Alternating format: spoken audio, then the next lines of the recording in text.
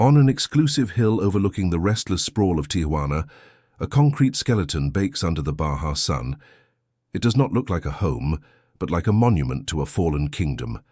From this vantage point, it once asserted a silent, undisputed dominance over the city below. Today, its presence is a question mark, a scar on the landscape, its power long since bled out into the indifferent air, leaving only the husk of ambition. The perimeter wall, a 16-foot-high fortification of brutalist concrete, was the first statement of intent. It was designed to repel the outside world, to create a sovereign territory. Now it serves as a canvas for graffiti, its impenetrable grey surface violated by spray-painted tags and the slow, persistent creep of weeds. The fortress has been breached not by force of arms, but by the simple, inexorable passage of time. Its most defining features were the mirrored windows, vast panes of reflective glass that threw the world back on itself. They were the eyes of the beast, allowing those within to see everything while revealing nothing. Today, many are shattered, jagged holes exposing fragments of an interior darkness. The one-way gaze has been broken, and the house, once an omniscient observer, is now blind. To step inside is to enter a cathedral of silence. The air is thick with the scent of dust, damp plaster, and the ghosts of forgotten decadence. Sunlight cuts through the grime-caked skylights, illuminating swirling motes of dust in the vast, empty halls. The dominant sound is the echo of one's own footsteps on floors that were once polished to a mirror shine, now a mosaic of debris and neglect. Italian marble, once the cold, hard proof of limitless wealth, cracks underfoot. Gold-plated fixtures in cavernous bathrooms are tarnished, with a patina of green and black stripped of their luster.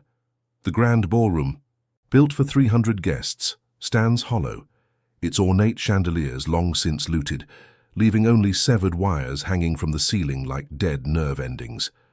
The silence here is not an absence of sound, but an active presence. It has absorbed the echoes of extravagant parties, the hushed tones of strategic negotiations, and the unheard screams from rooms whose purpose was never recorded on any blueprint. This quiet is heavy, weighted with the history of what it has witnessed, a suffocating blanket over secrets embedded in the very structure. This property was never merely a backdrop for a criminal enterprise. It was a participant, an accomplice cast in concrete and steel. Its very design was a declaration of a specific psychology, a mind that craved both absolute security and ostentatious display. It was a fortress built to look like a palace, or a palace disguised as a fortress, and in that contradiction lay its entire story. The architectural duality is jarring. The lower levels are pure windowless bunker, a testament to profound paranoia. Above this foundation rises a pastiche of a Spanish colonial hacienda, with red-tiled roofs and ornamental arches, a performance of legitimacy and tradition. It is the material manifestation of a split identity, the brutal warlord playing the role of the landed aristocrat. Every room holds a memory, every corridor a potential narrative. The private chapel where children were baptized is just yards away from reinforced walls designed to conceal vaults of cash and weapons. The house was engineered to allow these two realities, the sacred and the profane, family life and industrial-scale crime, to coexist in unnerving proximity, separated by nothing more than a few inches of steel and concrete. What remains is an architectural ghost, a physical archive of a dynasty's rise and fall. The empty swimming pool is a basin of stagnant rainwater and dead leaves. The cages of a private zoo rust in overgrown gardens, where exotic animals once roamed as living trophies. The structure is slowly being dismantled by nature, a process of decay that feels like a final organic judgment. Seized by a government that found it too infamous to sell and too expensive to maintain, the mansion was condemned to a purgatory of abandonment. It exists in a state of legal and physical limbo, a toxic asset that no one dares touch. Its legacy is not one of grandeur, but of a slow public erasure, a warning etched in crumbling stone. The house was a symbol of power meant to last for generations, the seat of a new border nobility. But it was built on a foundation of violence and fear, and such structures are not designed for permanence. They are designed to collapse. Its ruins are not just the end of a story, but the final, undeniable evidence of its central truth. Luxury was just the surface. What happened inside, few dared to know. To uncover the full story of the empire that built this fortress and the secrets it still holds, subscribe for the chapters yet to come. Before the fortress on the hill, there was the dust of Sinaloa. The Arellano Felix brothers were not born into the opulence they would later command, but into the ecosystem that created it. Their origin story is not one of abject poverty, but of proximity to power without possessing it. Their father was a smuggler of a different era, a man whose name carried a certain weight in the clandestine networks of northern Mexico, but whose wealth was transient. The legacy he left his sons was not a fortune, but a blueprint of ambition and a deep understanding of the border's porous nature. The family's migration from Culiacan to Tijuana in the late 1970s was a strategic relocation. They were leaving the saturated, almost feudal narco culture of Sinaloa for a city that was pure, transactional chaos. Tijuana in the 1980s was a frontier town in the truest sense, a place where allegiances were fluid and fortunes could be made and lost overnight. It was a city without an established king, a vacuum of power waiting to be filled. They arrived not as conquerors, but as opportunistic apprentices in the world's most lucrative corridor. Theirs was never a gang. It was a corporation from its inception, with the family unit as its board of directors. Benjamin, the eldest, possessed a quiet, calculating intellect. He was the CEO, the strategist who saw beyond the immediate violence to the long-term goal of dynastic permanence. Ramon was his antithesis and necessary complement, the enforcer, a figure of explosive charisma and sociopathic brutality. He was the face of their terror. Younger brothers Eduardo and Francisco Javier, along with their sister Enedina, filled crucial roles in finance and logistics, creating a closed, efficient, and mercilessly loyal enterprise. Benjamin's ambition was the true engine of the organization.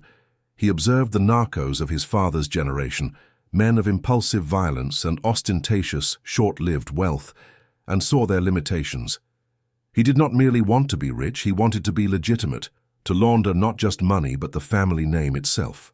He envisioned a new class of border nobility, a dynasty that would command respect in the society it secretly controlled. This was a psychological break from the past, a desire to transcend the crude mechanics of crime and build something that would endure. Ramon, in contrast, was addicted to the mechanics. For him, power was not an abstract concept of legacy, but a visceral, immediate sensation.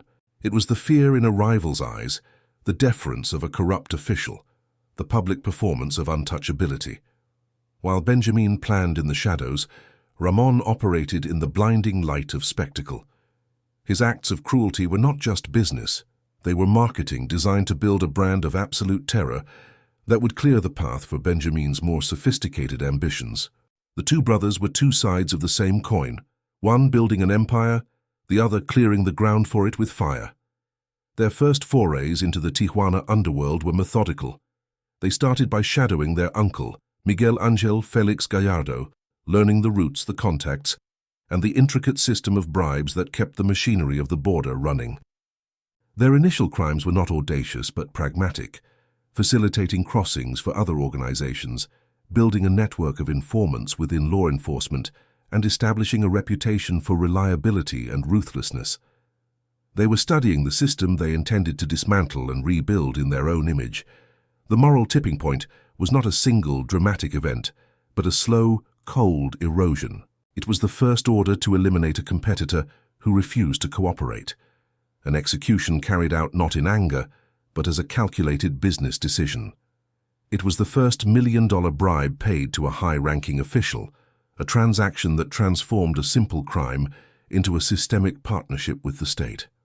With each step, the line between outlaw and authority blurred, and violence became just another tool of negotiation, as impersonal and necessary as a ledger or a balance sheet.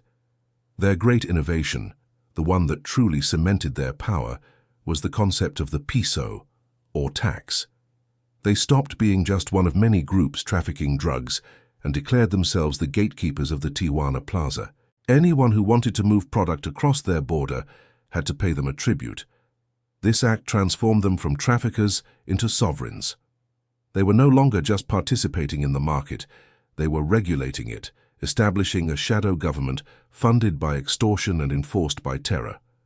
With sovereignty came an unprecedented flood of cash, and with that cash, a new set of problems.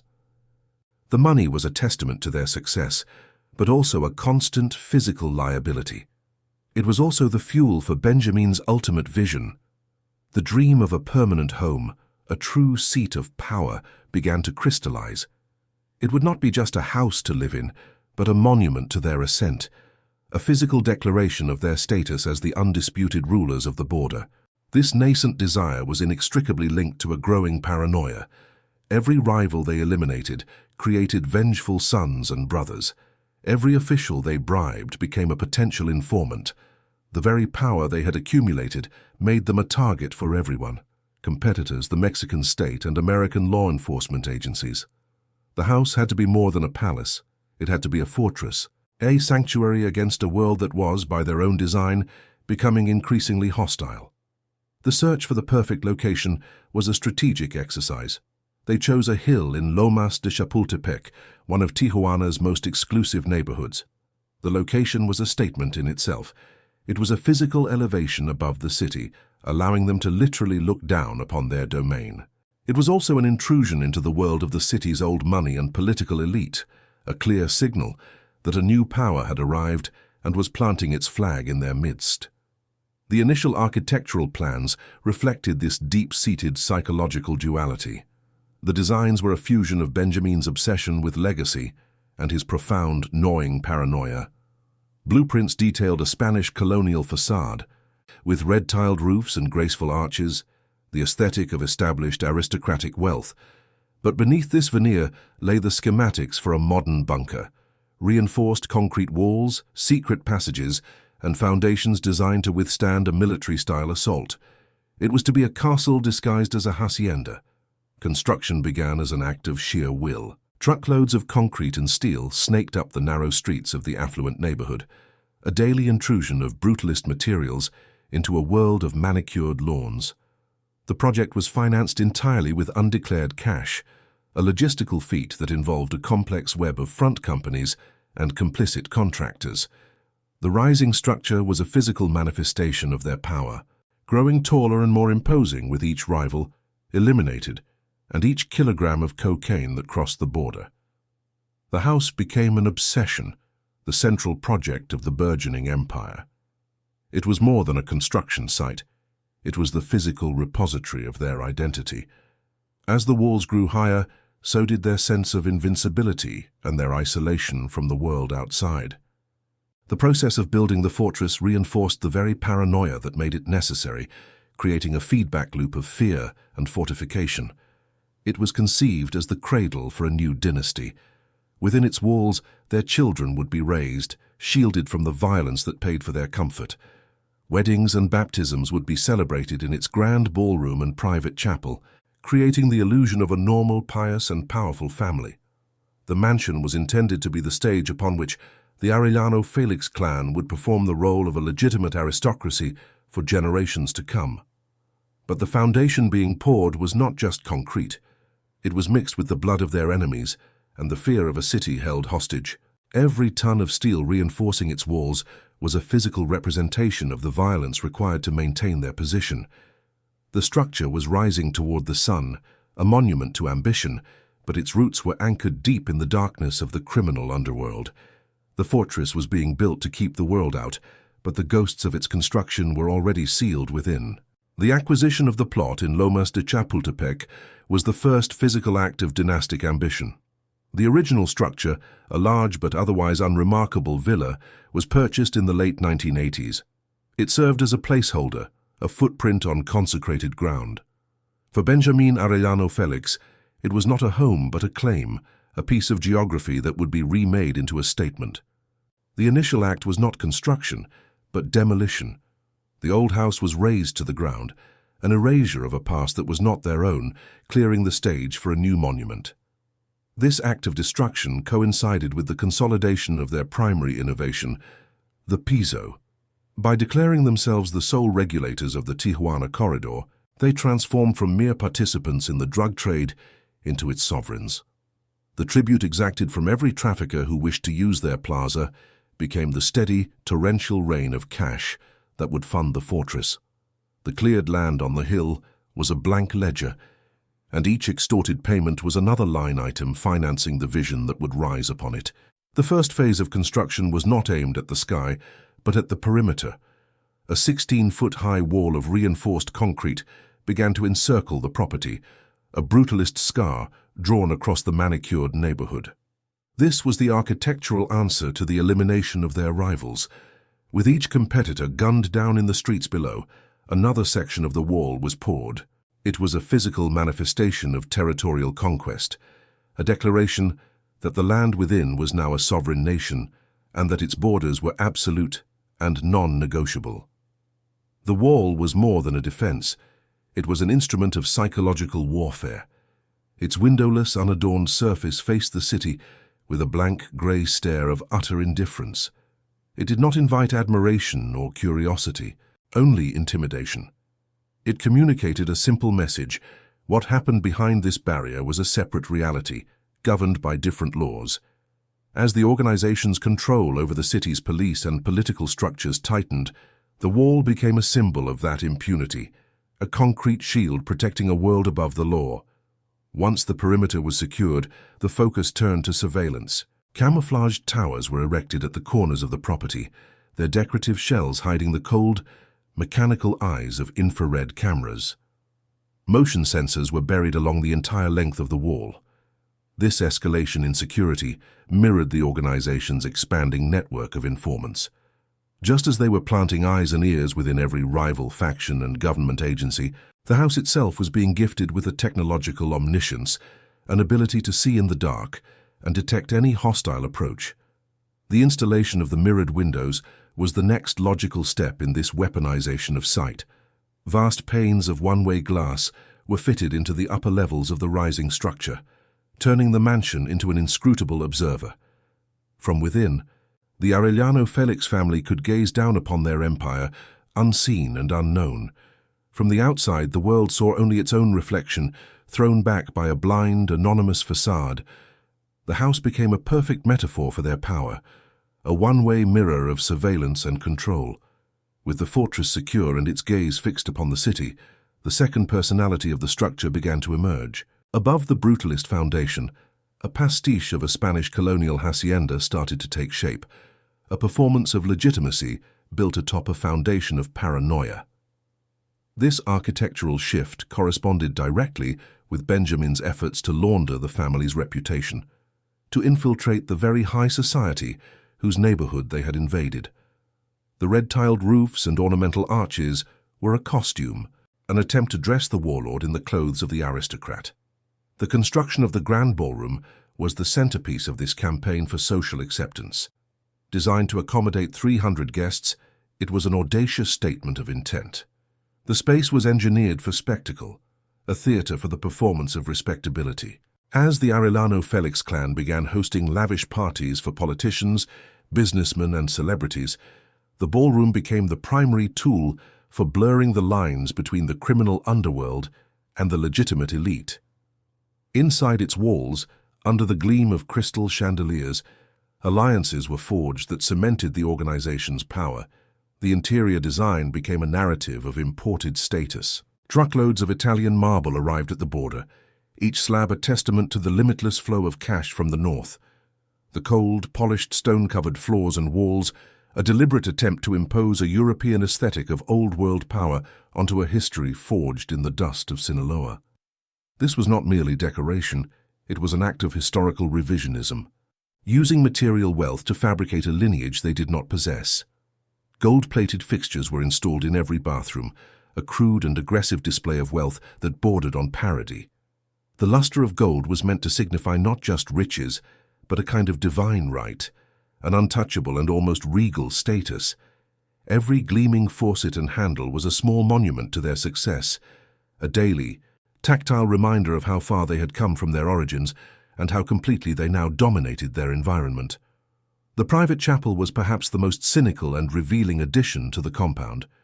It was a small, intimate space, consecrated for family rituals, baptisms, first communions, and quiet prayers. Here the clan could perform the role of a devout Catholic family, seeking grace and celebrating life's sacred milestones. The existence of this chapel, just yards from rooms where violence was planned and profits from human misery were counted, represented the core psychological fracture of the dynasty, the need to believe in their own righteousness while presiding over an empire of brutality. As their notoriety grew, so did the complexity of the mansion's inner world. The blueprint evolved to accommodate the dual necessities of family life and criminal enterprise. Separate wings were designed to keep these two realities from touching. The residential areas were filled with light and luxury, designed for the comfort of their children, while the administrative sections of the house were built like bunkers, with soundproofed walls and dedicated secure communication lines. The mid-1990s marked a new phase of construction, driven by a deepening and more specific paranoia. Following the assassination of Cardinal Posadas Ocampo in 1993, an event that placed the Arellano Felix name on the global stage, the house began to turn inward. The architectural focus shifted from outward display to internal defense. The era of the hacienda performance was giving way to the reality of the siege. This new paranoia was written in steel and concrete. Panic rooms were retrofitted into the mansion's design, shielded chambers with independent oxygen supplies, and satellite links to the outside world. These were not mere shelters, but command centers for a state of emergency, built in anticipation of a full-scale military assault. The house was no longer just a fortress. It was becoming a self-sufficient ark, designed to withstand the coming flood. A network of subterranean tunnels was excavated, connecting the main house to adjacent properties acquired through front companies. These escape routes were the ultimate admission of vulnerability, a tacit acknowledgement that the 16-foot walls might not be enough. The labyrinth beneath the ground was a direct contradiction to the confident facade above it, a secret geography of fear hidden below the performance of invincibility. The library was built as another stage for legitimacy, lined with leather-bound books that were never meant to be read. Its true purpose was concealment. Behind ornate mahogany shelves, false walls slid away to reveal steel vaults. These were the true libraries of the empire, holding not books, but ledgers detailing bribes, caches of assault rifles, and mountains of shrink-wrapped cash awaiting transport. Simultaneously, the grounds were transformed into a private zoo. Cages were built to house exotic animals, panthers, tigers, and rare birds, acquired as living trophies. These creatures were the ultimate symbols of domesticated power, wild predators captured and contained, mirroring the way the Arellano Felix clan had tamed the violent ecosystem of the border. They were living jewels in a crown of fear. The mansion's electrical and communication systems were upgraded to military specifications. A dedicated generator could power the entire compound for weeks, and a complex web of encrypted radio and satellite networks made it a self-contained intelligence hub. It was now fully independent from the city's infrastructure, a sovereign entity, capable of functioning in complete isolation from the world it controlled. By the late 1990s, the construction was largely complete. The mansion stood on the hill, not as a single, coherent structure, but as an architectural fossil record of the empire's rise. Each layer of concrete, each security camera, and each pane of mirrored glass corresponded to a specific chapter in their ascent to power. It was a material biography, a story of ambition, violence, and paranoia told in stone and steel. The final structure was a monument to a profound contradiction. It was a palace built for a dynasty that craved permanence, yet it was also a prison designed by a mind that knew it was perpetually at war. The fortress was finished, its defenses perfected, its luxury absolute. It was the physical culmination of their power, a castle for the kings of the border, now sealed inside their own creation, waiting for the world to come for them. Which detail best reveals the builder's vanity? The marble ballroom, the bulletproof windows, or the underground vault? By the early 1990s, the construction ceased. The noise of machinery and labor gave way to a profound, humming silence. The mansion was complete, a finished declaration of power settled upon the hill. It was no longer a project, but a presence, a sovereign entity that held the city of Tijuana in its unblinking, mirrored gaze. From this vantage point, the Arellano Felix clan could survey their domain, not as residents of a neighborhood, but as monarchs observing their kingdom from the battlements of a castle.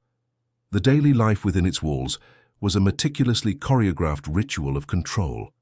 It began not with the rising sun, but with the silent sweep of infrared cameras and the methodical patrols of armed guards along the 16-foot perimeter. Every entrance was a checkpoint, every corridor a monitored space.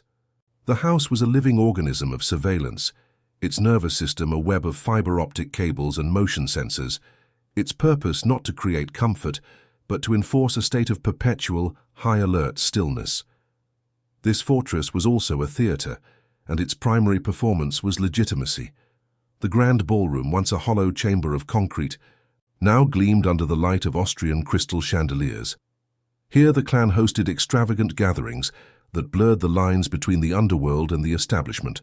Politicians seeking campaign funds, industrialists negotiating partnerships, and celebrities providing a veneer of glamour all walked on floors of imported Italian marble, their presence serving as a testament to the family's successful infiltration of high society.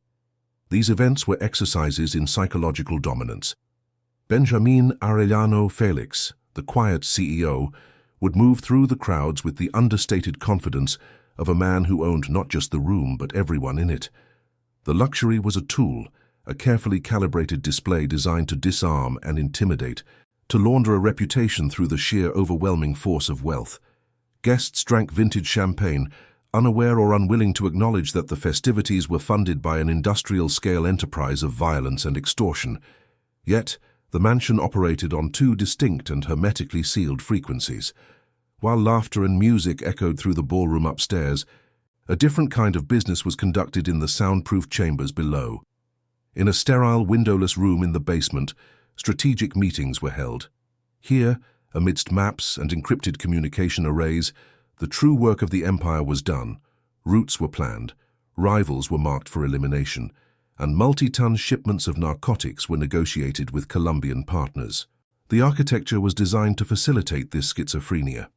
A guest in the opulent public wing would have no sense of the cold, functional command center just a few feet beneath their feet, separated by layers of reinforced concrete. The house was an instrument of compartmentalization, allowing the performance of aristocratic life and the mechanics of organized crime to coexist in unnerving proximity without ever touching. It was a physical manifestation of a divided soul.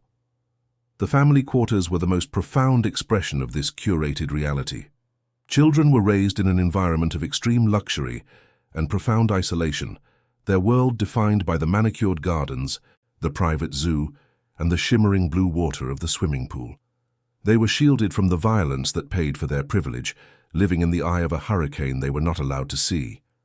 The house was their gilded cage, a sanctuary built to protect the dynasty's future from its present.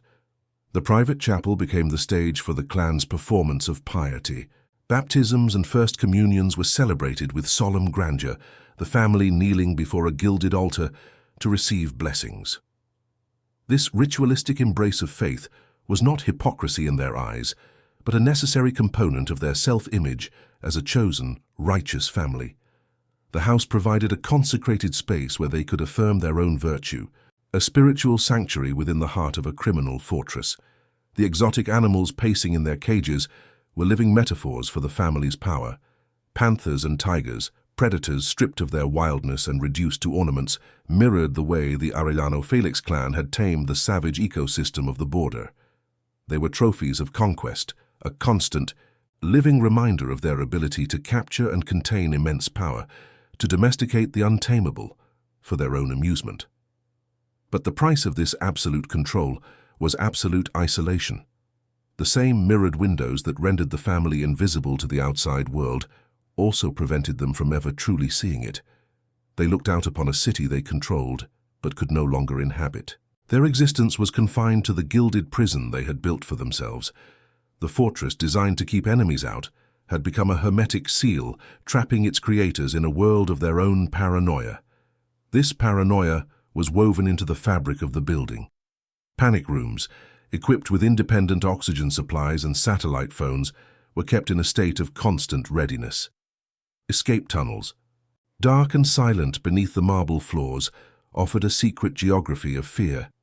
The mansion was not a home built for peace, but a bunker designed with the absolute certainty that one day the war would come to its doorstep. The library was the symbolic heart of this deception. Lined with leather-bound volumes of history and literature, it projected an image of culture and intellectual depth. But its true function was to conceal. Behind a false wall of classic novels lay the cold steel door of a vault, the Empire's true archive.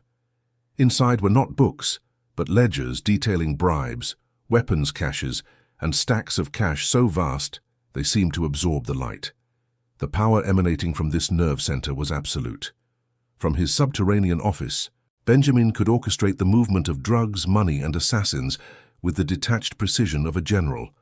The house was a weapon, an intelligence hub that gave him a tactical advantage over all his rivals and the state itself.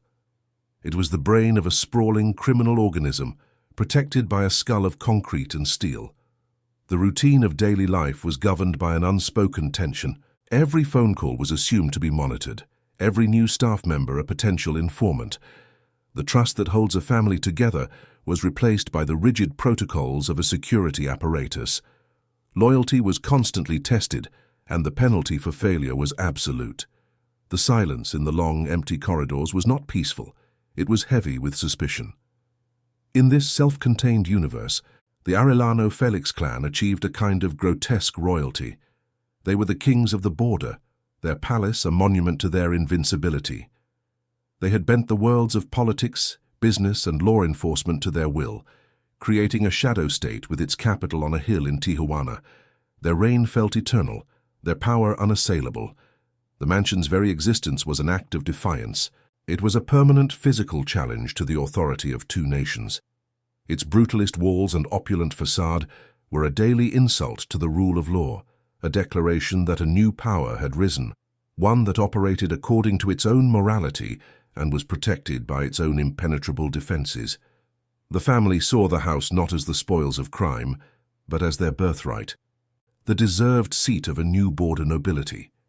They had built a fortress to last for generations, a cradle for a dynasty that would legitimize their name and solidify their legacy. In their minds, they were no longer smugglers, they were founders. But the illusion of permanence is the most seductive of all delusions. The sheer scale of the mansion, its aggressive visibility on the skyline, made it more than a home. It made it a symbol. And symbols are targets. The fortress was designed to repel a physical assault, but it was defenseless against the power of its own mythology. The very systems designed for total control created vulnerabilities. The complex network of contractors, engineers, and security specialists required to build and maintain such a structure left a trail of witnesses. The architects who drew the blueprints knew the locations of every secret passage. The house held their secrets, but so did the people who had given it form. The peak of their power was also the moment of their greatest exposure. As they looked down from their mirrored windows, feeling untouchable, other eyes were looking up. Intelligence agencies from both sides of the border were now studying the fortress, not as a piece of real estate, but as the center of gravity for a global criminal enterprise. They were mapping its defenses, analyzing its routines, and searching for a crack. The reign was absolute, but the throne was a trap. The fortress had isolated them from the world, but it had also fixed their position on the map. It was a beacon, drawing the attention of the very forces its walls were built to defy. The period of invincibility was an illusion, a calm, sunlit afternoon in the palace gardens before the inevitable storm gathered on the horizon. The house stood complete, a perfect monument to their ambition. It was the physical embodiment of their success, a fortress palace that had made them kings. What they failed to understand was that such structures are not just built to be lived in, they are also built to be besieged. The first sign of decay was not a gunshot, but a sound. It was the faint, almost imperceptible groan of the house settling on its foundations, a noise that could no longer be dismissed as the normal respiration of a large structure. In the dead of night, it was followed by another, the slow, rhythmic drip of water from a hairline fracture in the ceiling of a subterranean passage, a leak that defied the efforts of maintenance crews to locate its source. The fortress, once a monument to hermetic perfection, was beginning to speak a language of stress and entropy. These physical tells were mirrored in the slow tarnishing of its opulence. A patina of verdigris began to creep across the edges of the gold-plated faucets, a subtle green infection that no amount of polishing could fully erase. In the grand ballroom, a single, almost invisible fissure appeared in one of the vast marble tiles, a tiny lightning strike in the polished stone. These were not failures of maintenance, but symptoms of a deeper malaise, as if the very materials of the house were reacting to a poison in the atmosphere. The perfect, humming silence that had once signified absolute control began to feel different. It was no longer the quiet of confidence, but the tense, listening stillness of anxiety. The constant, silent sweep of the surveillance cameras, once a source of security, now felt like the gaze of a jailer. The house was turning on its inhabitants, its defensive systems slowly transforming the sanctuary into a high-tech prison, where the greatest threat was no longer the world outside, but the integrity of the cage itself. Even the mirrored windows, the mansion's defining feature, began to betray their purpose. From certain angles in the harsh light of the afternoon sun, minute imperfections in the glass became visible, creating faint distortions in the world they reflected. The city below, once viewed with the clarity of a divine observer, now appeared slightly warped, its lines bent and its image subtly fractured.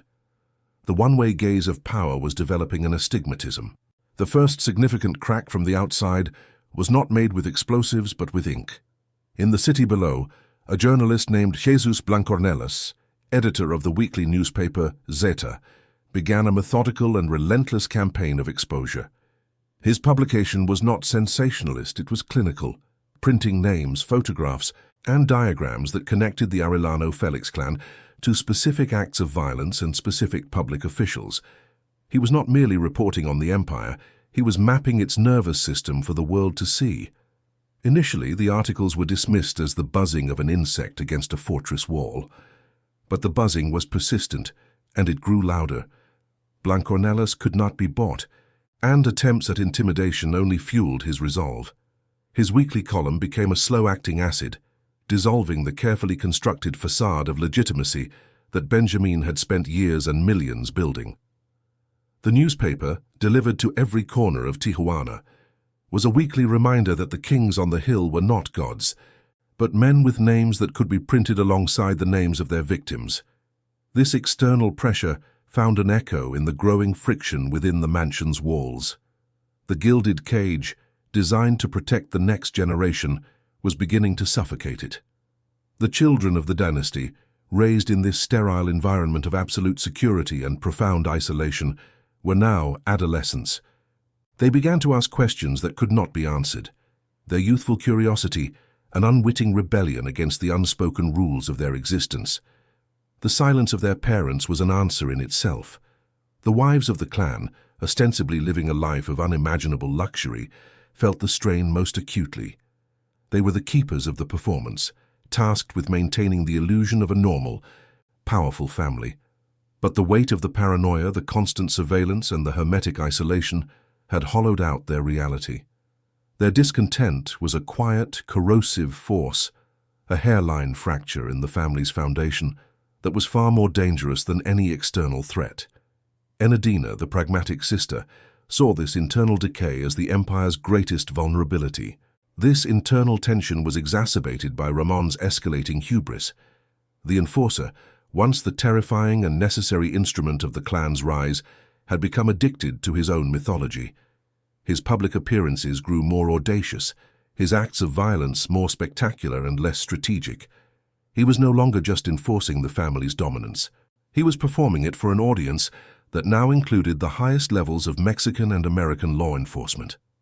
His vanity became a critical liability, an ambush of a rival in a crowded nightclub, an execution carried out in broad daylight. These were not the calculated moves of a strategist, but the impulsive acts of a man who believed himself to be above consequence. Each public act of brutality was a flare fired into the night sky, drawing the focused attention of international intelligence agencies. The terror he projected was no longer a tool, it was a beacon for his enemies. Benjamin, the quiet CEO, watched his brother's theatrics with a growing sense of dread. The two pillars of the empire, the strategist and the enforcer, were now in a state of silent conflict.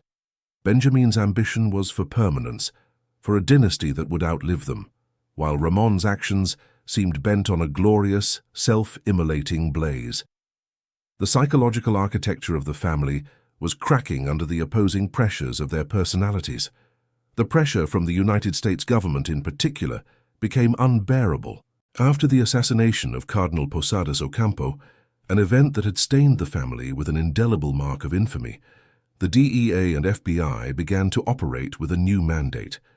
They could not breach the fortress walls, so they began to meticulously dismantle the network that supported it from the outside, targeting the empire at its weakest points. They did not go after the sicarios or the lieutenants first. They went after the professionals, the accountants who laundered the money, the lawyers who created the front companies, and the contractors who had built the fortress. These were men who understood risk and who, when faced with the choice between loyalty to a crime lord and a lifetime in a U.S. federal prison, had a predictable breaking point.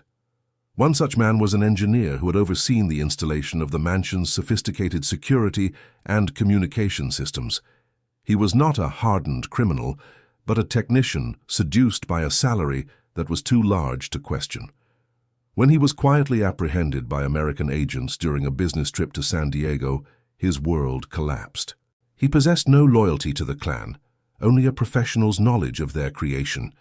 He was presented with a simple binary choice: cooperation or prosecution.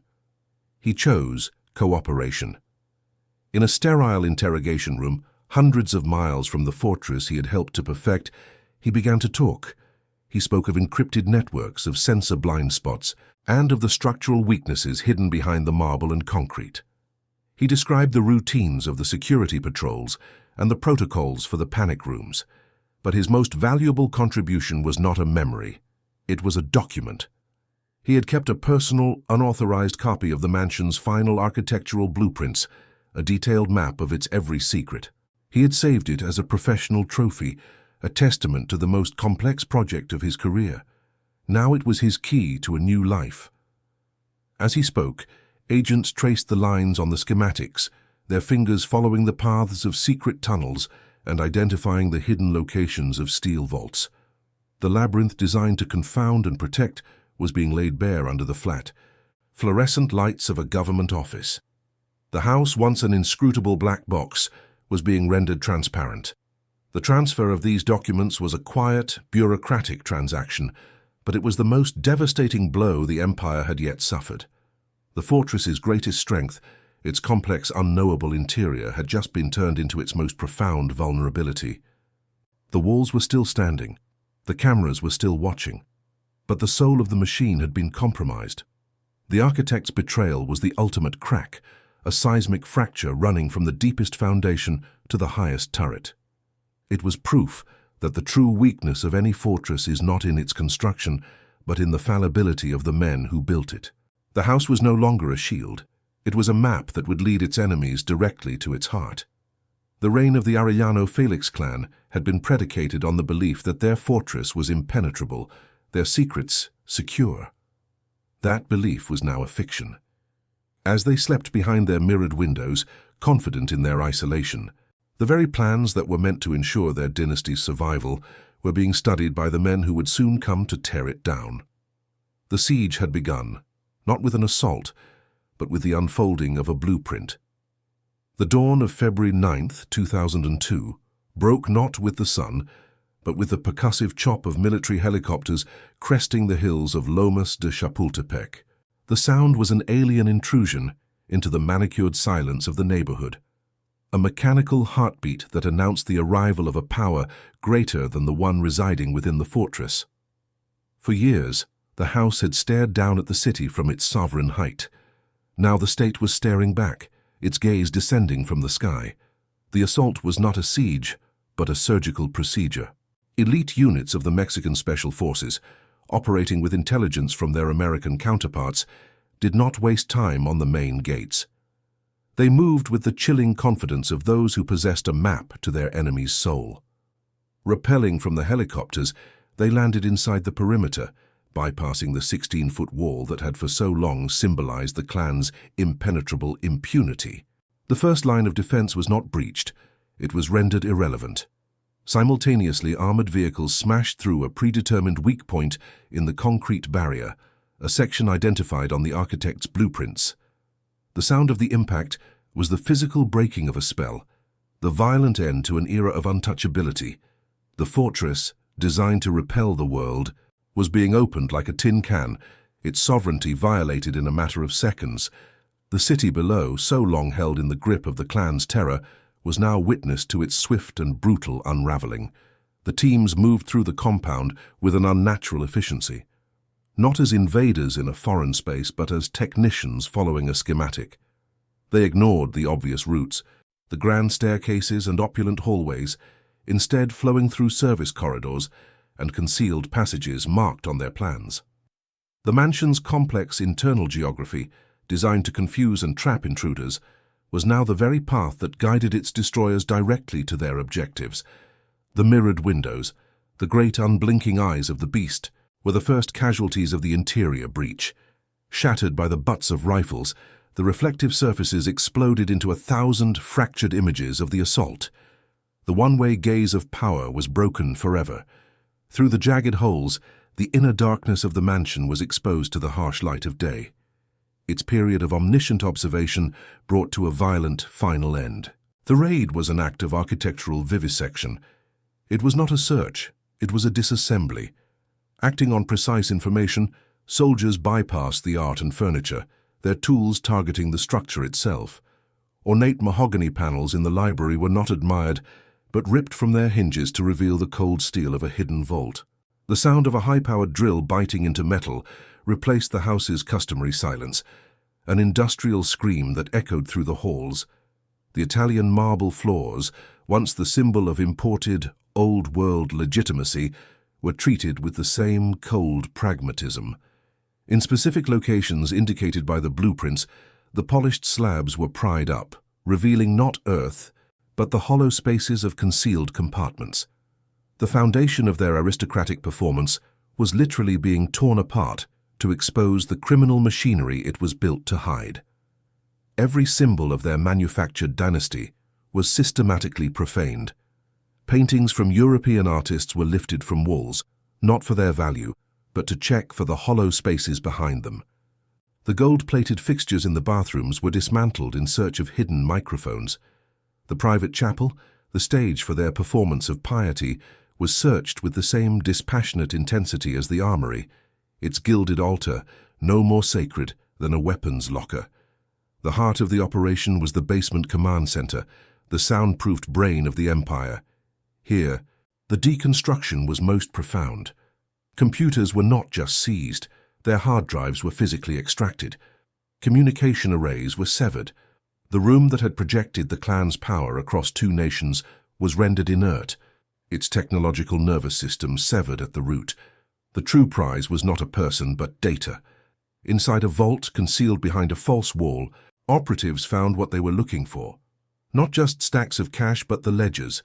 Meticulously kept records on encrypted hard drives and encoded notebooks detailed the entire ecosystem of corruption, the names of bribed officials, the routes of shipments, the balance sheets of an international criminal enterprise. The fortress had not just housed the kings, it had kept a perfect diary of their sins. This methodical dismantling created a scene of surreal violation. The aggressive luxury of the interior was now buried under a layer of plaster dust, shattered glass, and the debris of its own secrets. The mansion was being turned inside out, its hidden anatomy laid bare for its conquerors. The contradiction at its core, the palace built on top of a bunker, was finally resolved as the bunker's contents spilled out and contaminated the palace. While the house was being disemboweled, a second team followed the twisting path of the subterranean escape tunnels. The labyrinth designed as the ultimate guarantee of survival became a trap. Guided by the blueprints, the soldiers knew every turn, every dead end, every exit point. They moved through the darkness with purpose, hunting a man who believed he was escaping into a secret geography known only to him. The chase ended not in a hail of gunfire, but in a quiet, anticlimactic cornering. Eduardo Arellano Felix, the clan's financier, was apprehended in one of the panic rooms he had helped design. The chamber, with its reinforced steel door and independent oxygen supply, was meant to be the final sanctuary, a space where he could outlast any siege. Instead, it became the box in which he was captured, the ultimate symbol of the fortress turning against its master. He was led out of his violated palace not as a king, but as a prisoner. He walked past the wreckage of his family's ambition, through hallways littered with the evidence of their hubris. The armed guards who had once protected him were now disarmed and face down on the marble floors. The power that had seemed so absolute just hours before had evaporated, leaving only the cold reality of capture. The house itself seemed to hold its breath, a silent witness to its own autopsy. The raid had stripped it of its mystique, its power, its very soul. It was no longer a fortress, a palace, or a symbol of dominance. It was now just a crime scene, a vast, hollowed-out piece of evidence waiting to be catalogued. The sun was high in the sky when the helicopters lifted off, carrying with them the captured patriarch and the digital heart of his fallen empire. They left behind a broken structure, its doors hanging open, its shattered windows like vacant eyes. The silence that returned was not the humming quiet of control, but the dead, empty silence of a tomb. The great monument to permanence had been defeated not by an overwhelming force, but by a simple truth. No wall is thick enough to contain the weight of its own secrets. The fortress, designed to be the dynasty's greatest protector, had in the end become its most eloquent accuser, its very architecture providing the map that led directly to its ruin. So where does power truly reside? In concrete, or in what survives its fall? To understand the legacy left behind by the ruins, and the fate of the woman who inherited the ashes of the empire, subscribe for the final chapter. With the kings captured and the ledgers seized, the mansion ceased to be a nerve center and became a liability. Seized by a Mexican government that found itself in possession of a toxic monument, the property entered a state of legal and physical purgatory. It was too infamous to be auctioned, its history a permanent stain that no amount of renovation could wash away. It was also too expensive to maintain and too structurally sound to easily demolish. The fortress, once a symbol of a power that operated above the state, was now an administrative problem for it. Condemned to abandonment, the house began its slow, final dialogue with time. The first to reclaim the territory were not rival traffickers, but nature itself. Weeds, patient and persistent, forced their way through hairline cracks in the Italian marble of the patios. The swimming pool, once a shimmering basin of turquoise water, became a stagnant pond of brown rainwater and dead leaves, a breeding ground for insects. The silence of control was replaced by the hum of decay. The grand ballroom, built for the performance of a legitimate dynasty, became a cathedral of dust. Grime caked the skylights, casting the vast hollow space in a perpetual twilight. The ornate chandeliers, long since looted for scrap, left behind severed wires that dangled from the ceiling like dead nerve endings. The scent of damp plaster and rot filled the air, the final perfume of a collapsed empire. The mirrored windows, once the unblinking eyes of an omniscient power, were now shattered and blind. Jagged holes in the glass offered fragmented glimpses into an interior darkness, turning the one-way gaze of surveillance into a vacant stare. They no longer reflected the world with cold authority. They simply framed the ruin within, the house's own dead soul exposed for all to see. The 16-foot perimeter wall, the first and most brutal declaration of sovereignty, suffered the final indignity. Its impenetrable grey surface became a canvas for the city's youth, violated by spray-painted tags and defiant art. The fortress had been breached not by an army, but by the simple, inexorable creep of public disregard. The terror it once projected had evaporated, leaving behind only concrete.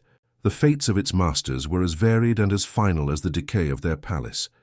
Ramon, the enforcer, the public face of their terror, never saw the inside of a prison cell. He died as he had lived, in a blaze of gunfire on a public street, his body left on the pavement far from the protection of his fortress walls. His addiction to spectacle had granted him the violent, cinematic end he seemed to court. Benjamin and Eduardo, the strategist and the financier, met a quieter, colder fate. Extradited to the United States, their reign ended not with a bang, but with the sterile, bureaucratic finality of a life sentence. The kings who had built a palace to command their border now reside in the fluorescent-lit confines of a maximum security prison. Their world reduced from a kingdom to an 8-by-10-foot cell.